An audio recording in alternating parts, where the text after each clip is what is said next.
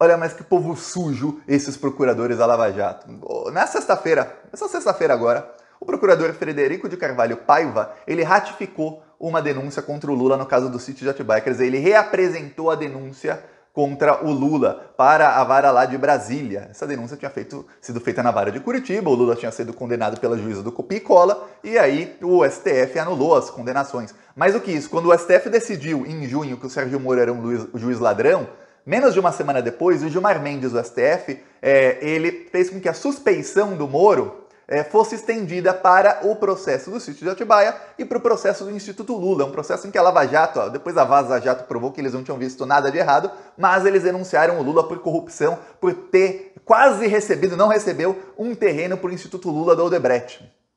Aí, olha só, o procurador, ele tá passando uma vergonha, esse procurador, mas ele tá passando muita vergonha, porque ele pegou os nomes do caso do Instituto Lula para ratificar a denúncia do sítio de Atibaia. Quer dizer, ele errou os nomes, ele errou a denúncia, ele nem leu o que ele estava colocando, protocolando. Ele não leu. Ele simplesmente pegou a decisão do Gilmar Mendes, copiou, colou os nomes e falou: eu ratifico aqui a denúncia, ponto, enviou.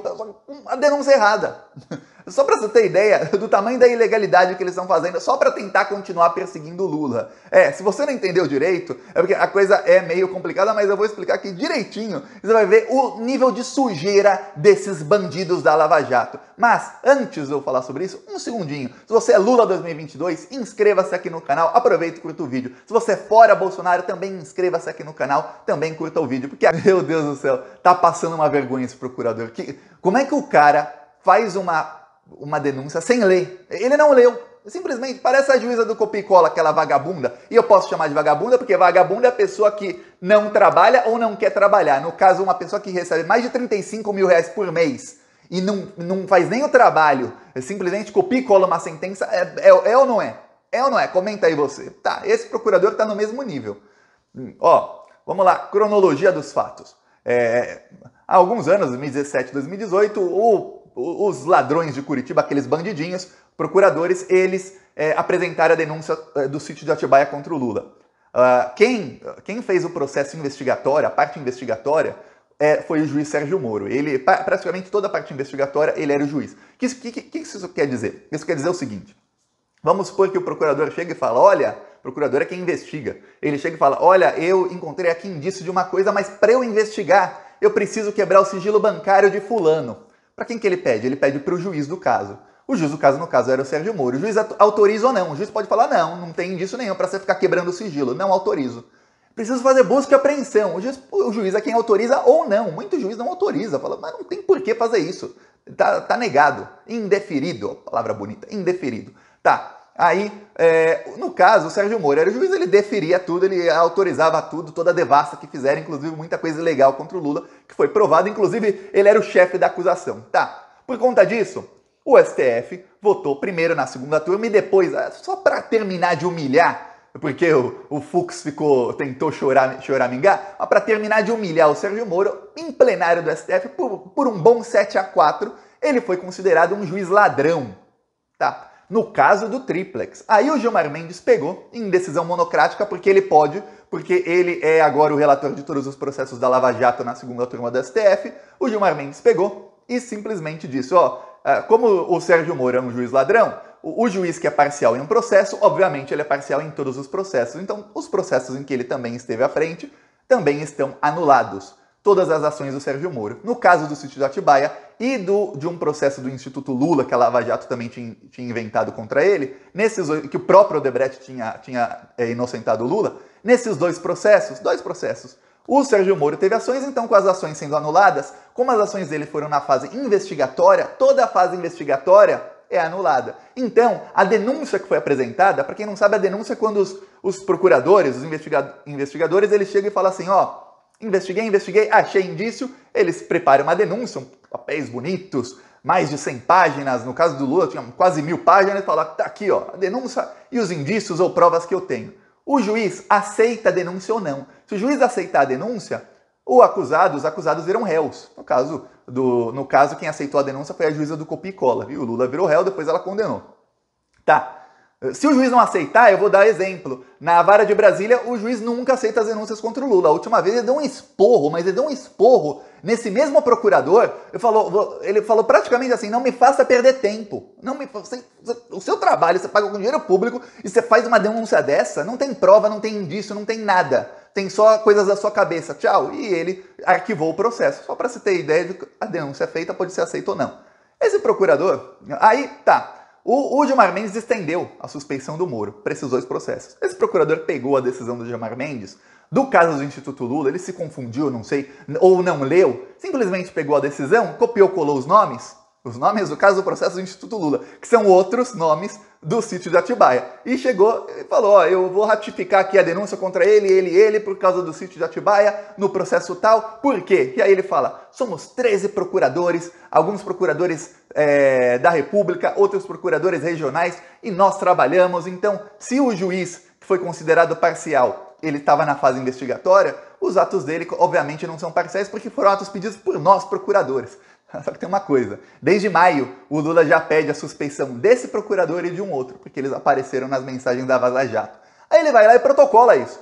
Protocola, ó, tô ratificando aqui a denúncia, ou seja, ele quer que o Lula seja tornado réu pelo caso do sítio de Atibaia lá em Brasília. Só que o próprio Gilmar Mendes já anulou isso, já está anulado pelo Supremo Tribunal Federal, acabou. Quando o Gilmar Mendes anulou, ele anulou tudo, não é passível de recurso. Ele está só tentando tumultuar. Só que ele fez isso com os nomes errados. Imagina que no caso do sítio de Atibaia, os réus eram Lula, era o ex-chefe da OAS, era também o Odebrecht, também foi réu nesse processo, era o dono do sítio, era não sei quem lá, mas outro amigo do Lula. E no caso do Instituto Lula, não, eram outros nomes. Nada a ver com o sítio de Atibaia. Aí ele, para ratificar a denúncia do sítio, ele usa os nomes do pessoal do Instituto Lula. Ele, por exemplo, não ratificou a denúncia contra o dono do sítio, contra o pessoal da OAS, contra ninguém. Ele só viu ali o nome do Lula e falou, Lula, pronto, tá bom. Copiou, colou. A vergonha que esse cara vai passar, que eu tô esperando a decisão do juiz. O juiz vai dar esse cara tá acostumado a levar bronca nos autos. Eu penso num cara que tá acostumado a ser humilhado. E eu tô esperando ainda, se isso chegar no STF, eu quero ver a decisão do Gilmar Mendes. Não, eu quero ler a decisão do Gilmar Mendes. Sabe aquela pancada nos autos? É isso que vai fazer o Gilmar Mendes. Vai escrever com raiva. Acho que ele vai bater no teclado do computador dele de tanta raiva desse bandido da Lava Jato. Mais do que isso, o Lula já pediu a suspeição dele. A suspeição dele está pedida e o processo... Tem um processo que é dos caças Gripen. Esse processo está extinto, está paralisado desde maio. Por quê? Porque o Lula protocolou em março mensagens no STF, mensagens da Vaza Jato, que mostravam o quê? Mostravam que esse procurador ele agiu em conluio com a Lava Jato de Curitiba, nesse caso dos caças Gripen. Eles sabiam, inclusive tem mensagem, eu vou até mostrar aqui a mensagem da Vaza Jato aqui para você ler. Eles sabiam que não tinha prova. Aí sabe, o próprio procurador, o Orlando do Lava Jato de São Paulo, ele falou, ó, tudo normal nesse processo, tudo ok, eu vou até mostrar aqui para você ver. Tá aqui ó, a mensagem, Orlando SP. Aí, ele mesmo fala aqui no grupo dos procuradores, ó.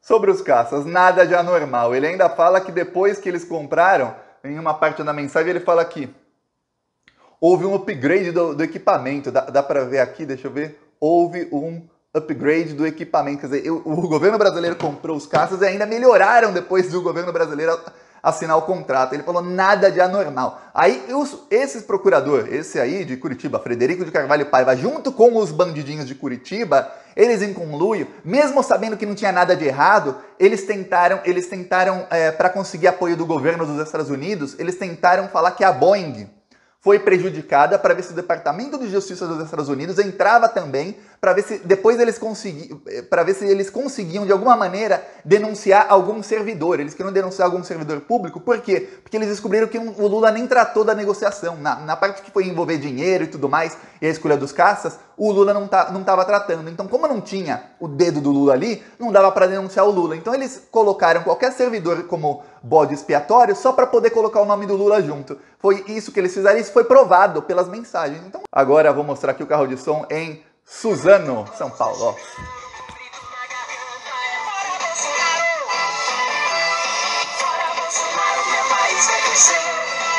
Bolsonaro, acabou pra você.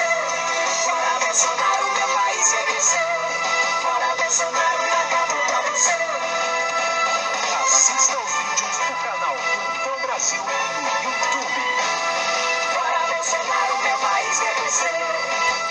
colocar mais na frente no vídeo, dá até pra ver os trens ali.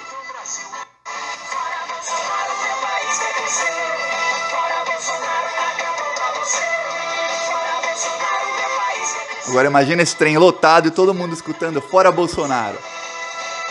Assista os vídeos do canal Plantão Brasil no YouTube. Fora Bolsonaro, meu país vai crescer. Fora Bolsonaro, acabou pra você. Fora Bolsonaro, meu país vai crescer. Fora Bolsonaro. Tá aqui um trecho lá em Suzano, São Paulo. Ixi, enroscou aqui. Pois bem, quem quiser ajudar as ações do Plantão Brasil, embaixo do vídeo aqui tem o botão Seja Membro. No primeiro comentário deixo sempre o Pix, PicPay, deixo as outras redes sociais, o link do Spotify. Siga-me nas redes, siga-me no Spotify e vamos continuar indo pra cima desses malditos, tanto do desgoverno Bolsonaro como desses bandidos aí da Lava Jato. Falou!